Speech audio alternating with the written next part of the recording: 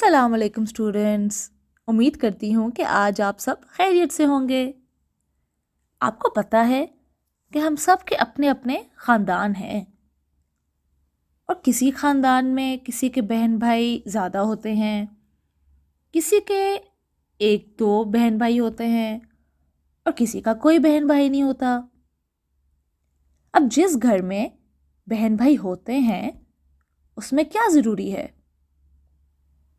بالکل، اس میں یہ ضروری ہے کہ ہم ایک دوسرے کا خیال رکھیں، اور اگر ہم آپس میں لڑتے رہیں تو کیا ہوتا ہے؟ تمام نظام خراب ہو جاتا ہے نا؟ ایک گھر میں عجیب سا ماحول پیدا ہو جاتا ہے۔ تو آپ نے محسوس کیا ہوگا کہ صرف انسان ہی نہیں بلکہ دنیا کی ہر چیز کسی نہ کسی طریقے سے ایک دوسرے سے تعلق رکھتی ہے، اور اسی تعلق کی وجہ سے دنیا میں تسلسل بھی قائم ہے۔ آج کے سبق میں ہم دیکھیں گے کہ ڈرامہ لہو اور قالین میں مصنف نے کتنی خوبصورتی سے لہو اور قالین کے درمیان تعلق قائم کیا ہے۔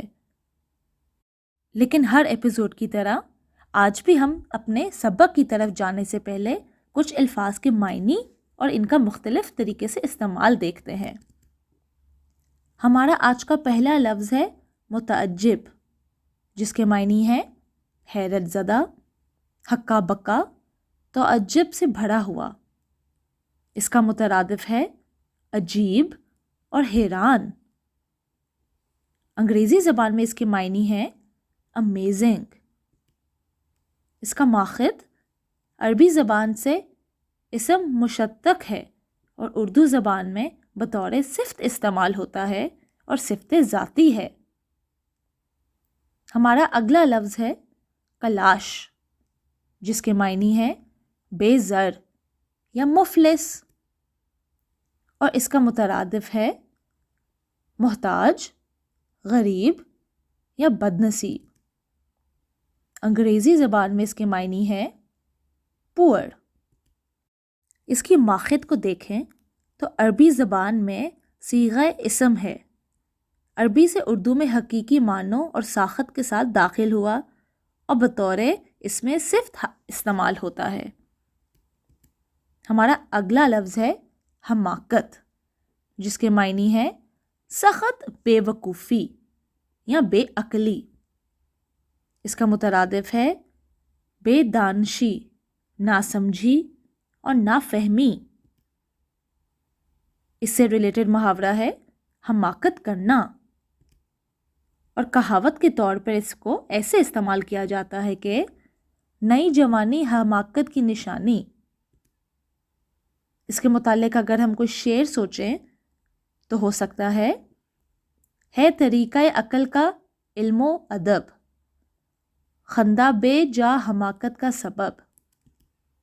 یہ اسم کے طور پر بھی استعمال ہوتا ہے، اس کی زبان سے حماقت ٹپکتی ہے، اور فعل کے طور پر بھی استعمال ہو سکتا ہے زبردست حماقت کرنا۔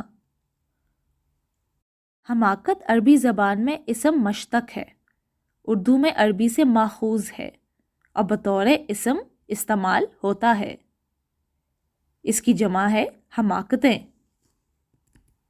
اگلا لفظ تو آپ سب نے کافی بار سنا ہوگا، یہ لفظ ہے کشمکش، اور اس کے معنی ہے دوہری مشکل، بھیڑ جس سے نکلنا مشکل ہو۔ اس کا مترادف ہے رکاوٹ، کھنچاتانی یا دشواری۔ اس سے متعلق محاورہ ہے کشمکش میں پڑ جانا۔ اس سے متعلق کہاوت ہے وہ کون سی کشمکش ہے جس سے تنکا نہیں، اور اس سے ریلیٹڈ شعر کو سوچیں تو ہو سکتا ہے طوفان کی کشمکش میں تو کچھ زندگی بھی تھی، ہوئے اداس کناروں نے کیا دیا۔ اصل میں یہ فارسی زبان میں کشیدن کے لفظ سے نکلا ہے، جو کہ اردو میں بطور اسم استعمال ہوتا ہے۔ تو اسٹوڈنٹس، آپ نے دیکھا کہ کس طرح مختلف زبانوں کے لفظ اردو کے اندر سمائے گئے، اور ہمیں محسوس بھی نہیں ہوتا کہ یہ کسی دوسرے زبان کے لفظ ہیں۔ یہی تو وجہ ہے کہ اردو زبان کو لشکری زبان کہا جاتا ہے۔ ہمارا اگلا لفظ بھی آپ کے لیے جانا پہچانا ہوگا۔ یہ لفظ ہے فریب، جس کے معنی ہے دھوکہ دینا۔ اس کے مترادف ہے دغا۔ اس سے ریلیٹڈ محاورہ ہے فریب دینا یا فریب میں آنا۔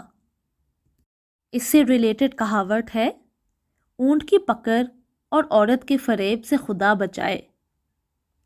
اس سے ریلیٹڈ شعر سوچیں تو ہو سکتا ہے ملانا آنکھ کا ہر دم فریب تھا دیکھا، پھر ایک دم میں وہ بے دید آشنا نہ رہا۔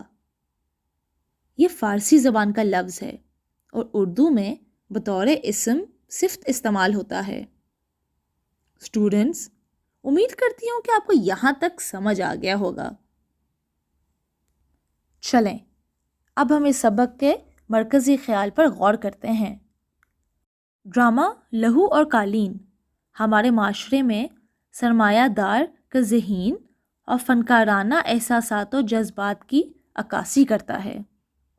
مصنف بہت خوبصورتی سے یہ بیان کرتے ہیں کہ انسان جب دولت میں کھیلنے لگتا ہے تو وہ اپنا مقام قائم رکھنے کے لیے ان لوگوں کو اپنی شہرت کی وجہ بناتا ہے جو غربت کی وجہ سے گمنامی کے اندھیروں میں پڑے ہوتے ہیں۔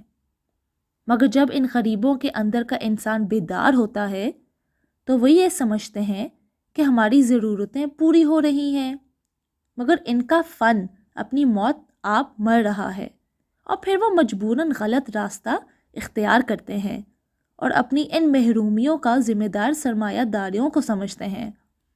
اور نیازی جو مصور تھا کہ موت یہ ظاہر کرتی ہے کہ دولت اور شہرت کے قالین پر مصور کے فن کا لہو بہہ جاتا ہے۔ اب ہم اپنا ٹیسٹ لیں گے اور دیکھیں گے کہ ہم نے آج کے سبق سے کیا سیکھا۔ سبق کو پیش نظر رکھتے ہوئے خالی جگہ پر کریں۔ نمبر 1، ہجو نے تمہاری تصویر کو ڈیش کا مستحق قرار دیا ہے۔ نمبر 2، تم نے ملک کے تمام ڈیش کے مقابلے میں یہ انعام جیتا ہے۔ نمبر 3، سنا ہے ڈیش پر کبھی کبھی ڈیش بھی پڑھتے ہیں۔ نمبر 4، آپ سب کچھ سمجھ جائیں گے، یہ کوئی ڈیش نہیں ہے۔ نمبر 5، قانون تمہیں کچھ نہیں کہے گا مگر ڈیش کی نظروں میں تم ڈیش ہو۔ سوال نمبر 2، کالم الف کو کالم بے سے آپ نے ملانا ہے۔ اسٹوڈنٹس، اگلی ایپیسوڈ تک اپنا بہت خیال رکھیے۔ اللہ حافظ۔